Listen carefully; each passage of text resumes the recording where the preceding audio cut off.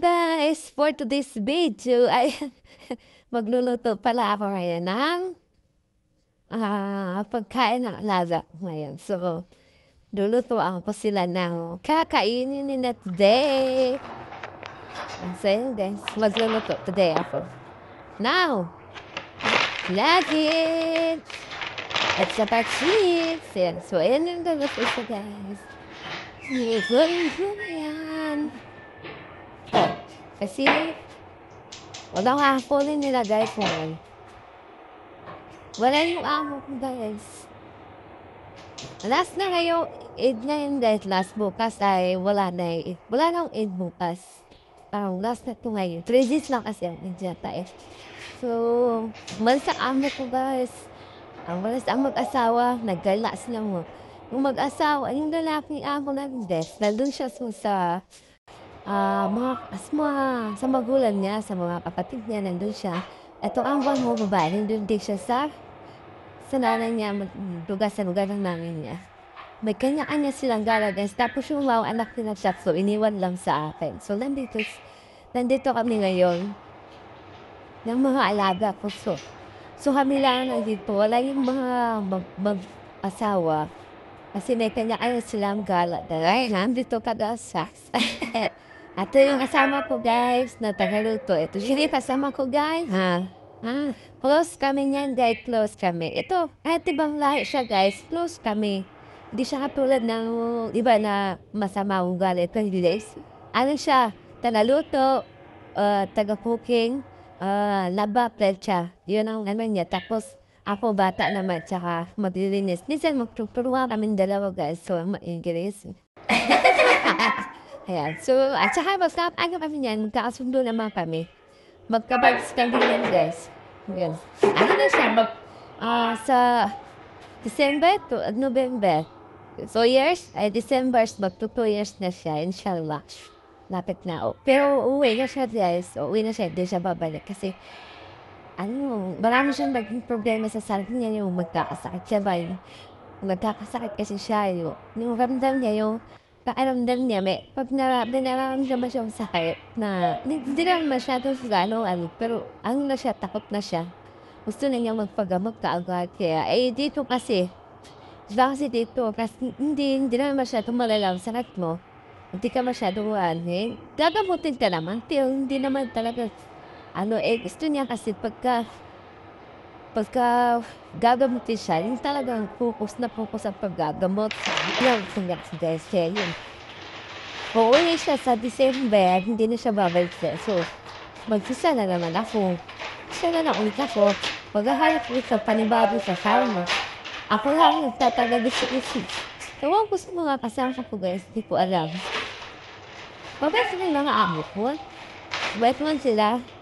Kaso lang, mga kasama akong mga nagtatulong nga kasi hindi lang kasi sila nagtapagal. Ewan ko sa kanila, parang mainit kasi na masyado ba? Ako, nataon na ako.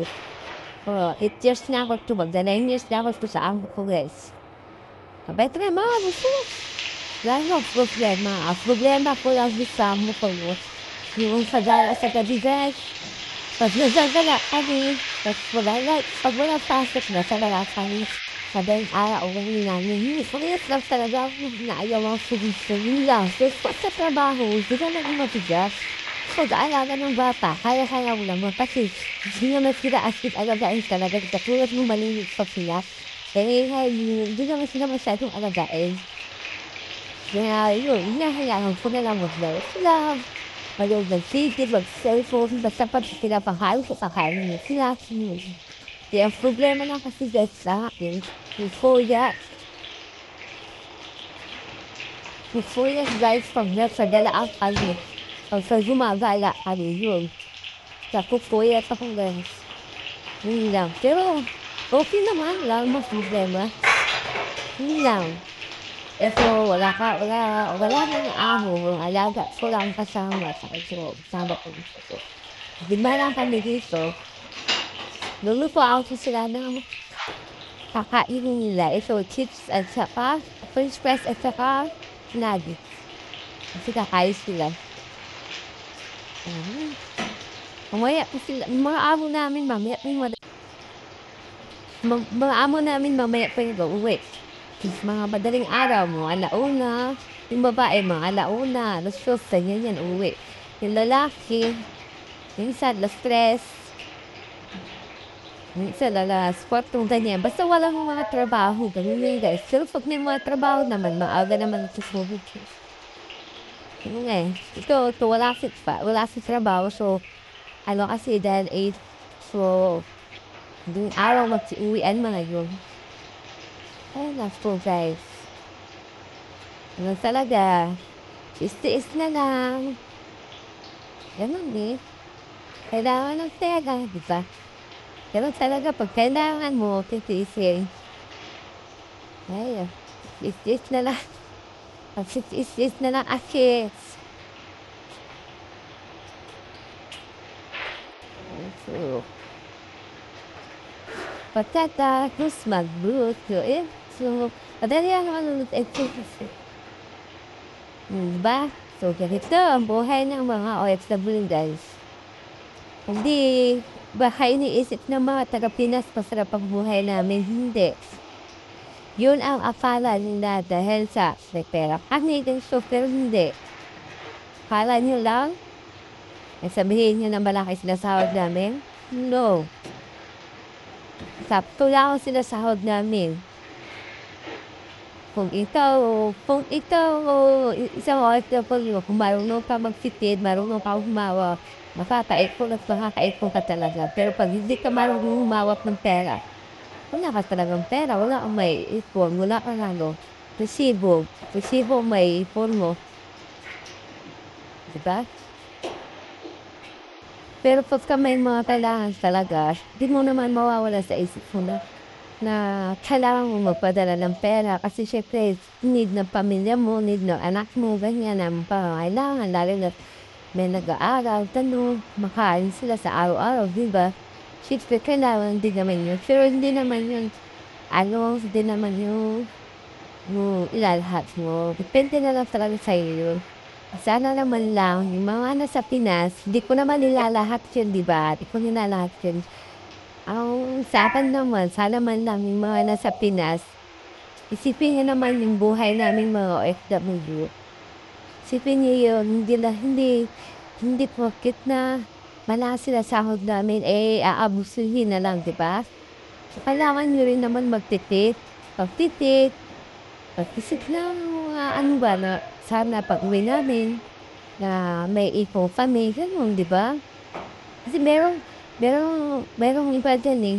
Merong iba dyan mga kita sa abroad yung magulang.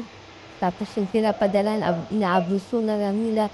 Hingi ng hingi. Yung pera kung saan dinadala. Ganun, meron yun.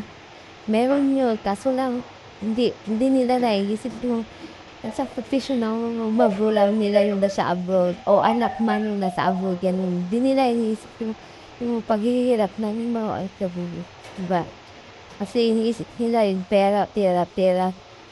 Pera lang ang tumatakbo sa isip nila. Hindi nila iisip na yung kami naghahanap buhay, kami nagsatrabaho, magsasakripisyo eh.